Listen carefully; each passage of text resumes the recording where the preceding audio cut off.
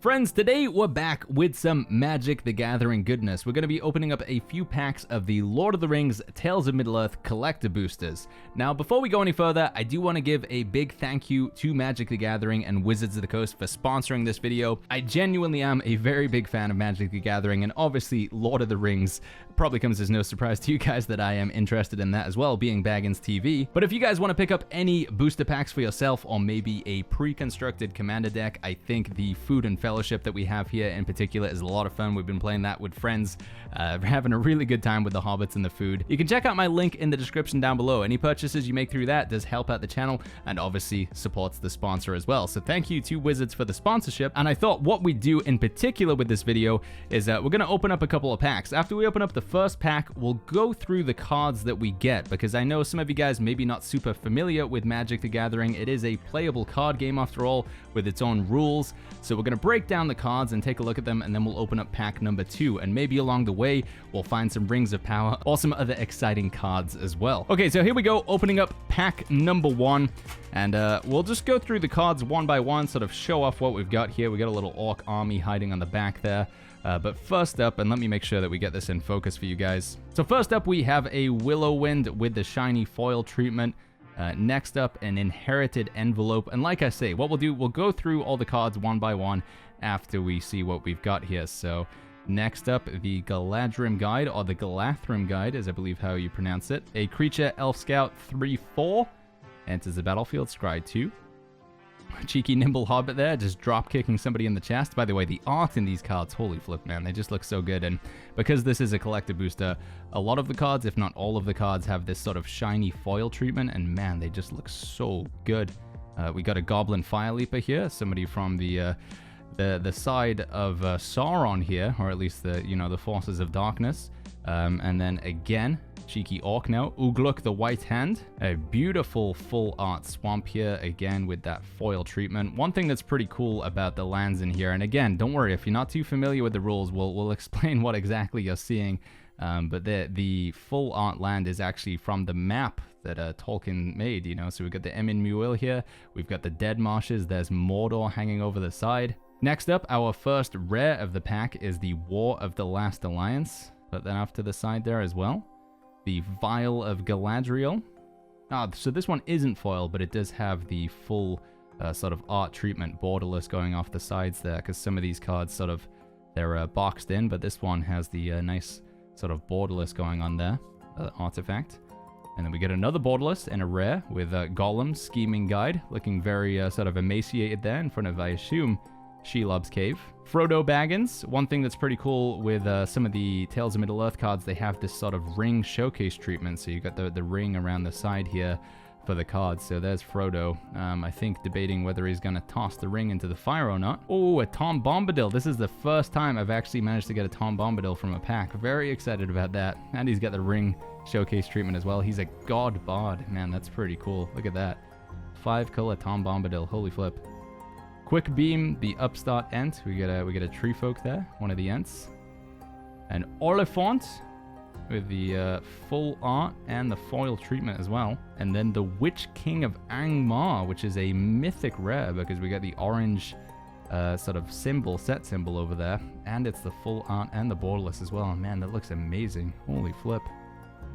And then there's our food token with the orc army that we saw previously on the back. Now, as we mentioned at the start of the video, let's go over exactly what we received from this pack and explain what is going on with this card here. So Magic the Gathering is a card game, typically where you'll be sitting across the table from an opponent or multiple opponents, and the goal is to get their life total to 0. In a standard game mode, your opponent will have 20 hit points, and you'll be able to attack them with creatures like this one, doing 3 damage at a time with Willowwind, for example. So Willowwind is a creature, and basically all of these cards that I have in my hand right now are spells. You can tell when something is a spell because it typically has a casting cost. So in order to cast the spell, you need to have the appropriate mana.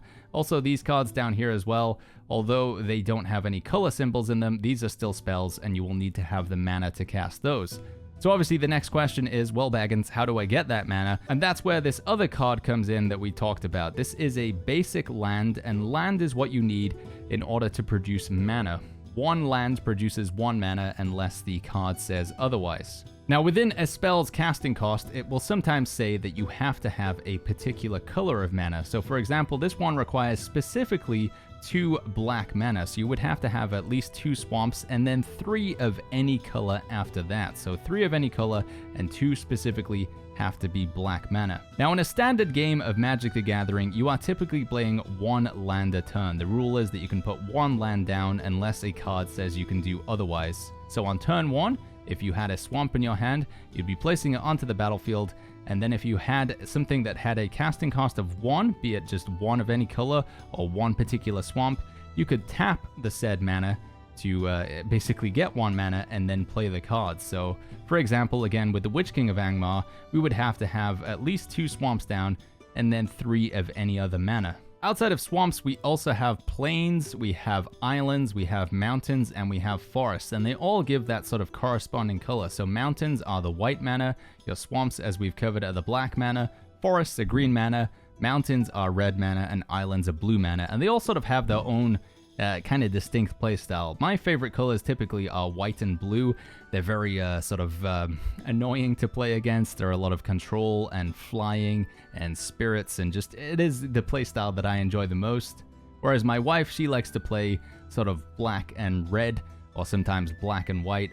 You know, a bit more of an aggressive or a sort of ruthless playstyle where you sometimes sacrifice your own resources to do excess damage to your opponent and stuff. So each sort of color has its own playstyle, which is pretty cool. But that is the basic rundown there. We have our lands, which are our mana, and then we have our spells, which can be creatures, but you can also have instants, sorceries, enchantments, and artifacts as well. So anything with a casting cost, once again, is a spell. Now creatures, as we briefly mentioned, have both a sort of attack and defense. So in Magic the Gathering, this is called power and toughness. So this is how much damage a creature can do to another creature or to your opponent, and this is how much toughness the creature has down here. So it is a 3/4, and once again it requires 1 green land, so 1 forest, and 3 of any color. Some other important parts to the card are its creature type, so Elf Scout. Sometimes you will have cards that benefit playing elves out. They care about having other elves under your possession. And then you also have this sort of text when, you know, you play the card, it does certain things as well. So when this particular card enters the battlefield, you get to scry 2. Now you're going to find a lot of different text throughout various cards from the Tales of Middle-earth set, and also just across Magic the Gathering's history. If you want to recap on sort of what scry 2 does, or flying for example, I will link a resource in the description down below. So these are keywords effectively, and they all do different things when they enter the battlefield, and the battlefield is, you know, that's here, this here is my battlefield. So we take the envelope off of here. So on turn 1 of a game of Magic the Gathering, I would be able to play out a swamp here, and then if I had any sort of spells, any creatures, any instants, or any enchantments that had a 1 casting cost, then I would then be able to play that on that turn. If not, if there's nothing I can do, I can pass the turn to my opponent, and then they would do the same. In all games of Magic the Gathering, you will have a library or a deck of cards in which you draw from, and the deck is something that you can put together yourself, so you can choose what cards are going to go in your deck, or sometimes you can buy these pre-constructed decks, as we talked about with the Food and Fellowship pre-constructed Commander deck. There really is sort of playstyles and something available for everybody out there. Now, one of the coolest cards that we pulled in this pack was the Witch King of Angmar. So we're going to fully break down exactly what's going on with this card here. So first of all, he has flying. What flying means is the only way you can deal with flying creatures is by having a flying creature yourself. This can be a pretty powerful mechanic because you can play out flying creatures and attack your opponents with them. And like I say, often they can't do anything unless they also have a flying creature, or they have a creature that has reach, which is another particular mechanic that you might find on certain creature cards. The other text we have on the Witch King of Angmar says, whenever 1 or more creatures deal combat damage to you, each opponent sacrifices a creature that dealt combat damage to you this turn. So effectively, if your opponents want to attack you with their creatures, which they're generally inclined to do because that's how they're going to win the game, by getting your life total to 0 by attacking you with the creatures, they then have to sacrifice one of those creatures that attacked you. And sacrifice basically means they kill their own creature. It goes to the graveyard, and then they can no longer play with it unless they have a card that allows you to return creatures or other cards from their graveyard. The Witch King also has another mechanic called the Ring Tempts You, which is a cool thing within the Tales of Middle-earth set where you can sort of have the ring progressively tempt you and you become stronger and stronger as you continue to get tempted by the ring, so it's quite flavorful. There's another cool mechanic with the Witch King. You can discard a card. So in a game of Magic the Gathering, you would typically have a hand of 7 cards to start with. So if I chose one of these, if I chose my Tom Bombadil and put him into the graveyard, which is effectively discarding him, then the Witch King becomes indestructible until end of turn, and I tap it. Becoming indestructible means that it can't die effectively. There are very few ways to deal with it, so very powerful card there. Tapping the creature means that we can no longer attack or block with it that turn. So in the same way, when we tap out a mana, it has been used for the turn.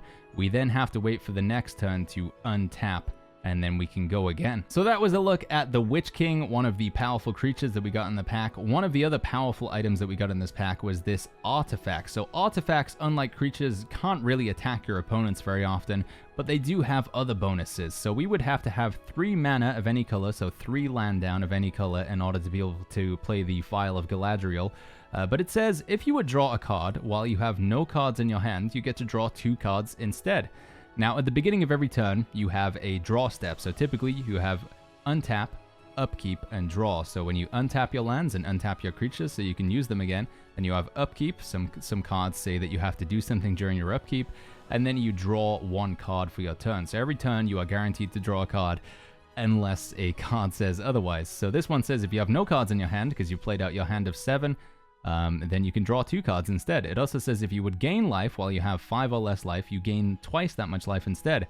Because, again, your opponents can deal damage to you to try and bring your life total down to 0, but there are cards that allow you to gain life, and this one would allow you to gain double if you have 5 or less life. And then this can also tap for 1 mana of any color. So just like with our land, which will tap specifically for a white, we could play out the Vial of Galadriel, provided we had 3 mana. So imagine 1, and then 2, and then 3. We have our 3 lands. We can play out the Vial of Galadriel, and then we can tap that for any color as well. So this could be a red, a green, a black, or a blue. Or a white, for that matter. So as you guys can see, in conjunction with artifacts and creatures, and then we also have instants and sorceries, there's some pretty cool combos you can put together. Building your own deck around a particular theme, or just generally playing with cards that you look and think look cool. I think Magic the Gathering has a little bit of something for everybody. So let's open that second pack and let's see what we get in there now that we understand a little bit more about the cards. All right, so we're going in with pack number 2. Let's see if we get any more Witch Kings, any more Tom Bombadils, or if any other secrets await us.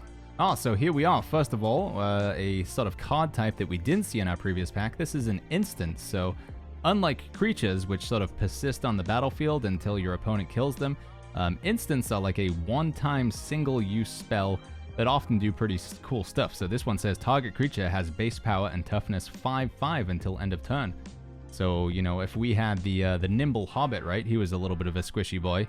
If we had the Nimble Hobbit, we'd played him for, I think it was 1 white and 1 colorless and put him down. And then we attack our opponent with the old Nimble Hobbit here. And we go in, and the opponent thinks that they're just getting attacked with 1 attack and 3 toughness. But then we cast Dreadful of the Storm on it, and we turn it into a 5/5.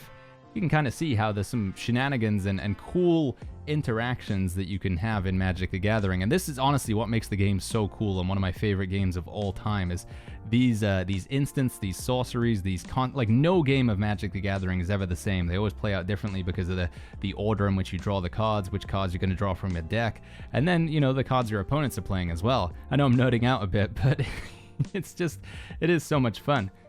We have the Errand Rider of Gondor, a Human Soldier, 3/2, again with that beautiful foil treatment. He's got his pony there with him. The Mirkwood Bats, a 2/3 flying bat creature. This one's a pretty powerful card, by the way. I think it sees a lot of use in various decks, because whenever you create or sacrifice a token, each opponent loses 1 life. We didn't cover the tokens, actually, but that was what we saw there with the Orc Army. So there are creatures that allow you to make creature tokens, so these don't have a casting cost. But the way that you bring these in is usually through some sort of spell that makes a token. Next up, we have the Protector of Gondor. Another human soldier, 3/3. When he enters the battlefield, we get to make a 1/1 as well. So it's kind of like a 4/4 combined. Strider, Ranger of the North. Good old Aragorn. Whenever a land enters the battlefield under your control, target creature gets +1/+1 until end of turn. If the creature has power 4 or greater, it gets first strike, which means it gets to assign its damage first. So often you can kind of win trades between creatures in this sort of scenario. The Mirror of Galadriel, another artifact to go along with our Vial of Galadriel. And then we got another swamp. Lots of swamp action. This time full on the Mordor scene with Mount Doom and Gorgoroth. Our first rare of the pack is Eomer, Marshal of Rohan. He's got haste, which means he can attack straight away, because one thing that we didn't cover with creatures is after you play them, they basically have this concept called Summoning Sickness. And with Summoning Sickness, you have to wait until they've been on your battlefield for a turn, and then you can attack with them the next turn. But haste means they can attack straight away. We got the Horn of the Mark, another artifact here as well. I just realized we need to separate our artifacts out here. So we've got our creatures. Oh, and we did have that instant as well. So our creature spells, our instant spells down here. We have our land in the middle. You guys can't quite see because it's behind my camera. Here we go. So the Horn of the Mark, another artifact. And then we have a creature here, the Grey Host Reinforcements. As a spirit, these are the sort of creatures I typically like to play. Meriadoc Brandybuck, again with that awesome ring showcase treatment. I think he's about to step into the old forest there. Samwise Gamgee, hanging out with Meriadoc, same ring showcase treatment.